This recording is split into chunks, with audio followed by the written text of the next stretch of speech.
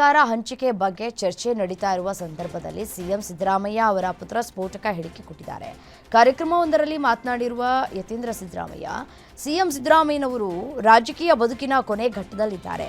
ಅವರ ಮುಂದಿನ ನೇತೃತ್ವ ವಹಿಸುವ ಶಕ್ತಿ ಸಚಿವ ಸತೀಶ್ ಜಾರಕಿಹೊಳಿ ಅವರಿಗಿದೆ ಅಂತ ಹೇಳೋದ್ರ ಮೂಲಕ ಪರೋಕ್ಷವಾಗಿ ಮುಂದಿನ ಸಿಎಂ ಯಾರಾಗಬೇಕು ಎಂಬ ಸುಳಿವನ್ನ ಕೊಟ್ಟಿದ್ದಾರೆ.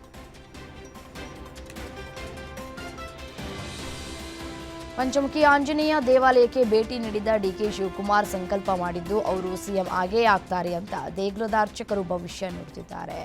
ಈ ಹಿಂದೆಯೂ ತನ್ನ ಸಂಕಲ್ಪದಿಂದಲೇ ಸರ್ಕಾರ ಅಧಿಕಾರಕ್ಕೆ ಬಂದಿದೆ ಅಂತ ಸ್ವತಃ ಡಿಸಿಎಂఏ ಹೇಳಿದರು. ಇದೀಗ ಮತ್ತೊಮ್ಮೆ ಸಂಕಲ್ಪ ಮಾಡಿದ್ದಾರೆ. ಈ ಬಾರಿ ಅವರು ಸಿಎಂ ಆಗೇ ಆಗ್ತಾರೆ ಅಂತ ದೇಗುಲದ ಪ್ರಧಾನ ಅರ್ಚಕ ಶ್ಯಾಮಾಚಾರ್ಯರು ಭವಿಷ್ಯವನ್ನು ನುಡಿದಿದ್ದಾರೆ. ಸಿಎಂ ಸಿದ್ದರಾಮಯ್ಯ ಸಾಮಾಜಿಕ ನ್ಯಾಯದಲ್ಲಿ ನಂಬಿಕೆ ಇಟ್ಕೊಂಡವರು. ಅದೇ ಸಿದ್ಧಾಂತದಲ್ಲಿ ಸಚಿವ ಸತೀಶ್ ಜಾರಕಿಹೊಳಿ ಕೂಡ ನಂಬಿಕೆ ಇಟ್ಕೊಂಡು ಹೋಗ್ತಾ ಇದ್ದಾರೆ. ಆ ರೀತಿ ಸೈದ್ಧಾಂತಿಕವಾಗಿ ರಾಜಕಾರಣ ಮಾಡುವವರನ್ನ ಲೀಡ್ ಮಾಡಲಿ ಅನ್ನೋ ಉದ್ದೇಶ ಇಟ್ಕೊಂಡು ಆ ಹೇಳಿಕೆ ನೀಡಿದ್ದೇನೆ. ರಾಜಕೀಯ ಉತ್ತರಾಧಿಕಾರಿ ಬಗ್ಗೆ ನಾನು ಮಾತನಾಡಿಲ್ಲ ಅಂತ ಎಂಎಲ್ಸಿ ಡಾಕ್ಟರ್ ಯತೀಂದ್ರ ಸ್ಪಷ್ಟನೆಯನ್ನ ಕೊಟ್ಟಿದ್ದಾರೆ. ಕರ್ನಾಟಕಕ್ಕೆ ಬರಬೇಕಾಗಿದ್ದಂತಹ ಅನುದಾನ ಬರ್ತಾ ಇಲ್ಲ, ರಾಜ್ಯಕ್ಕೆ ಅನ್ಯಾಯ ಆಗ್ತಲೇ ಇದೆ ಅನ್ನೋ ಆರೋಪ ಇಂದು ನಿನ್ನೆಯದಲ್ಲ. ಆದರೆ ಇದೇ ಅನುದಾನ ಸಮರಕ್ಕೆ ಮತ್ತೆ ಜೀವ ಸಿಕ್ಕಿದೆ. ಸಿಎಂ ಸಿದ್ದರಾಮಯ್ಯ ಪ್ರಸ್ತಾಪಿಸಿದ ವಿಷಯ ಇಂದು ಮತ್ತಷ್ಟು ಕಿಚ್ಚನ್ನ ಹಚ್ಚಿಸಿದೆ.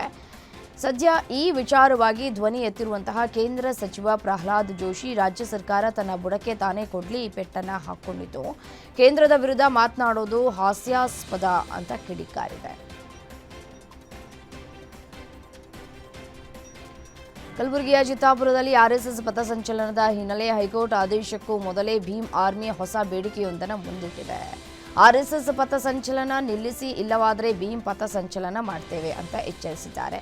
ಲಾಠಿ ಖಡ್ಗ ಹಿಡಿದು ಧರ್ಮ ರಕ್ಷಣೆ ಮಾಡೋದು ಉಗ್ರವಾದಕ್ಕೆ ಅವಕಾಶ ನೀಡಿದಂತೆ ಆರ್ಎಸ್ಎಸ್ ರ್ಯಾಲಿ ಬ್ಯಾನ್ ಮಾಡಿ ಅಂತ ಸಾಮಾಜಿಕ ಜಾಲತಾಣದಲ್ಲಿ ಪೋಸ್ಟ್ ಮಾಡಲಾಗಿದೆ.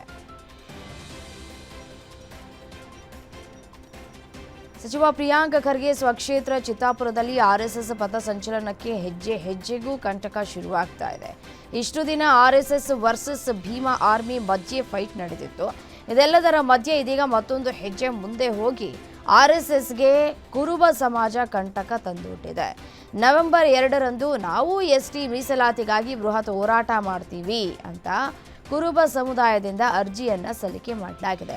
ಇದರ ಜೊತೆಗೆ ಭೀಮಾ ಆರ್ಮಿ ಮತ್ತು ಸೌಹಾರ್ದ ಕರ್ನಾಟಕ ಕಲಬುರಗಿ ಎರಡೂ ಸಂಘಟನೆಗಳು ಅನುಮತಿಯನ್ನ ನೀಡದಂತೆ ಆಗ್ರಹಿಸಿದ್ದಾರೆ.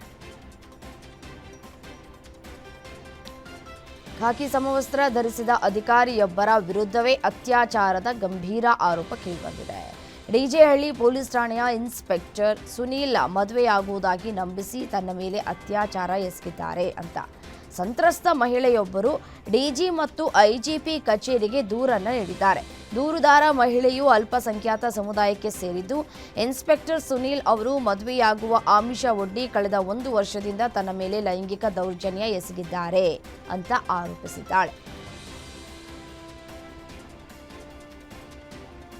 ಪೊಲೀಸರಿಗೆ ಮಾಟ ಮಂತ್ರ ಮಾಡ್ತೀನಿ ಅಂತ ವೃದ್ಧ ಆತಂಕವನ್ನ ವ್ಯಕ್ತಪಡಿಸಿರುವಂತಹ ಘಟನೆ ನಡೆದಿದೆ. ನೋಡಿ, ಘಟನೆ ನೆಲಮಂಗಲ ರಾಷ್ಟ್ರೀಯ ಹೆದ್ದಾರಿ ಫ್ಲೈಓವರ್ ಕೆಳಗೆ ನಡೆದಿದೆ. ಪೊಲೀಸರಿಗೆ ರಿಫ್ಲೆಕ್ಟರ್ ಜಾಕೆಟ್ ಹಿಡಿದು ಆತಂಕ ಸೃಷ್ಟಿ ಮಾಡಿದ್ದ ವೃದ್ಧ ನಾಗರಾಜ್ ಮಾನಸಿಕ ಅಸ್ವಸ್ಥತೆಯಿಂದ ಬಳಲ್ತಾ ಇದ್ದಂತಹ ವೃದ್ಧ ಬ್ಯಾಗ್ನಲ್ಲಿದ್ದಂತಹ ವಸ್ತುಗಳನ್ನು ನೋಡಿ ಭಯಗೊಂಡಿದ್ದ ಪೊಲೀಸರು ಕೇಳೋದಕ್ಕೆ ಹೋದ ಪೊಲೀಸರ ಮೇಲೆ ಹಲ್ಲೆಗೆ ಯತ್ನಿಸಿದ್ದಾನೆ. ವೃದ್ಧನ ಮನೆಯವರನ್ನ ಪತ್ತೆ ಹಚ್ಚಿ ಮನೆಗೆ ಕಳುಹಿಸೋದ್ರಲ್ಲಿ ಪೊಲೀಸ್ನವರು ಸುಸ್ತಾಗಿ ಹೋಗಿದ್ದಾರೆ. ಮೈಸೂರಿನಲ್ಲಿ ಕ್ರೈಮ್ ರೇಟ್ ಹೆಚ್ಚಳದ ಹಿನ್ನೆಲೆ ಪೊಲೀಸರು ರೌಡಿ ಶೀಟರ್ಸ್ ಪರೇಡ್ ನಡೆಸಿ ರೌಡಿಗಳಿಗೆ ವಾರ್ನಿಂಗ್ ಕೊಟ್ಟಿದ್ದಾರೆ. ವಿದ್ಯಾರಣ್ಯಪುರಂ ಠಾಣಾ ವ್ಯಾಪ್ತಿಯಲ್ಲಿ ರೌಡಿಗಳ ಪರೇಡ್ ನಡೆಸಿದ ಡಿಸಿಪಿ ಬಿಂದುಮಣಿ ಕಾನೂನು ಬಾಹಿರ ಚಟುವಟಿಕೆಗಳಲ್ಲಿ ಭಾಗಿಯಾಗದಂತೆ ಎಚ್ಚರಿಕೆಯನ್ನು ಕೊಟ್ಟಿದ್ದಾರೆ.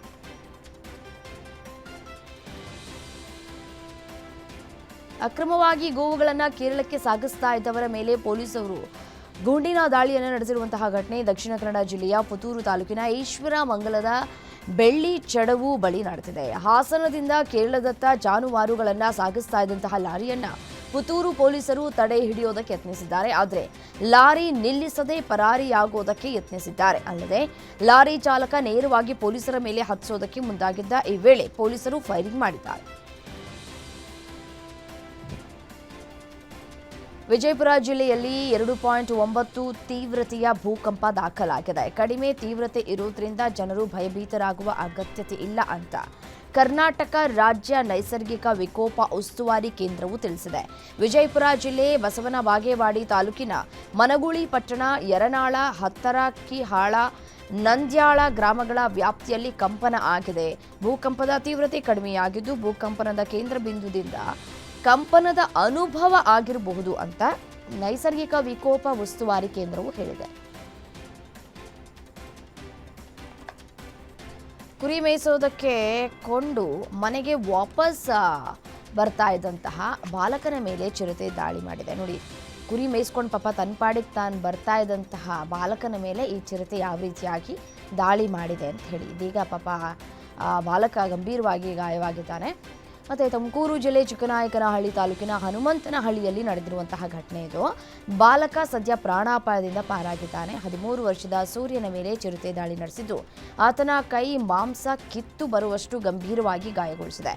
ಬಾಲಕನ ಚೀರಾಟ ಕೇಳಿ ಗ್ರಾಮಸ್ಥರು ಸ್ಥಳಕ್ಕೆ ಓಡಿ ಬಂದಿದ್ದು ಗ್ರಾಮಸ್ಥರ ಗಲಾಟೆ ಶಬ್ದ ಕೇಳಿ ಚಿರತೆ ಬಾಲಕನನ್ನ ಬಿಟ್ಟು ಪರಾರಿಯಾಗಿದೆ.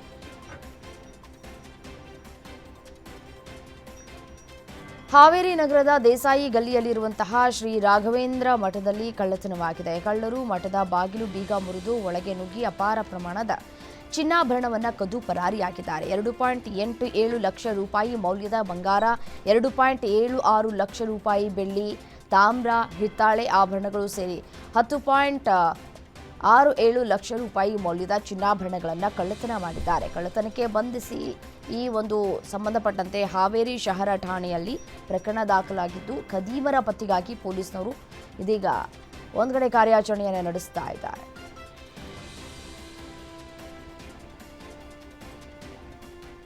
ಲಕ್ಷಾಂತರ ಭಕ್ತರು ಇಡೀ ದಿನ ದರ್ಶನ ಮಾಡಿದ್ದಾರೆ. ಈ ಬಾರಿಯ ಹಾಸನಾಂಬೆ ದರ್ಶನ ದಾಖಲೆಯ ಪುಟ ಸೇರಿದೆ. 2 ವಾರ ವಿಜೃಂಭಣೆಯಿಂದ ನಡೆದಂತಹ ಹಾಸನಾಂಬೆ ಉತ್ಸವಕ್ಕೆ ಸಾರ್ವಜನಿಕರ ದರ್ಶನಕ್ಕೆ ತೆರೆ ಬಿದ್ದಿದೆ. ಇಂದು ಗರ್ಭಗುಡಿ ಬಂದ್ ಆಗಲಿದೆ. ಈ ಬಾರಿಯ ಹಾಸನಾಂಬೆ ಉತ್ಸವ ಅಂದುಕೊಂಡಿದ್ದಕ್ಕಿಂತ ಅದ್ಭುತವಾಗಿ ಯಶಸ್ಸನ್ನು ಕಂಡಿದೆ.